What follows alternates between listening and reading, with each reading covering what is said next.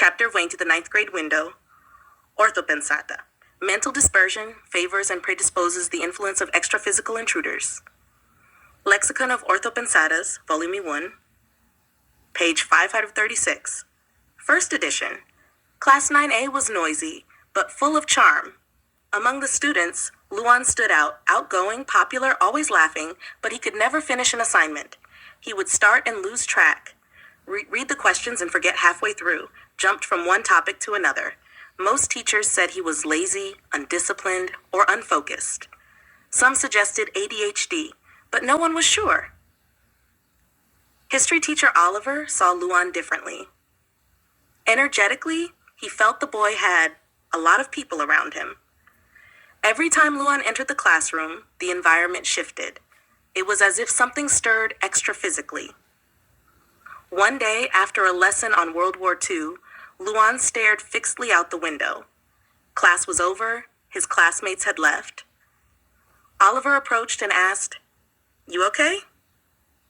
Luan answered without looking. "Sometimes it feels like my head is a TV with too many channels on at the same time, and someone keeps changing them without a remote." Oliver smiled and calmly replied, "Maybe it's time to figure out who's holding the remote." That weekend, during his penta session, the teacher mentally focused on Luan with care and intention. Immediately, he perceived the presence of child and adolescent consciexes around the boy, restless, scattered spirits, clinging to sensations and stimuli. It was as if the student's holothosine was tuned into consciousnesses who hadn't managed to disconnect from the physical dimension. In the following days, Oliver intensified the de-intrusion field in his classes. He used more imagery, emotional connections, and asked Luan direct questions, bringing him into the present. And then one day, Luan raised his hand and said, "Teacher, I think I finished the activity." It was a short answer, but with enormous evolutive weight.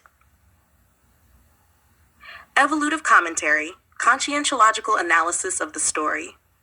Luan represents a typical case of consciential dispersion with parasitic extraphysical coupling, especially common in adolescents with high energetic sensitivity and low Doznik organization.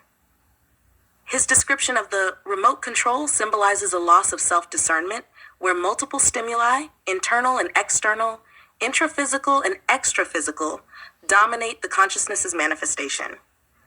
Oliver's lucid and silent intervention, combining parapedagogical techniques with the practice of penta, enabled the beginning of assisted decoupling. The student's subtle increase in focus reflects an initial energetic unblocking.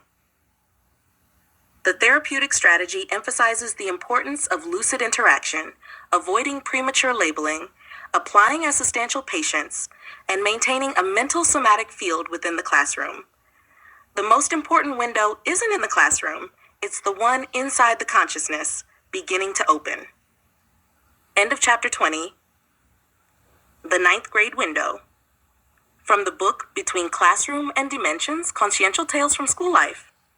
Author Fábio Klester.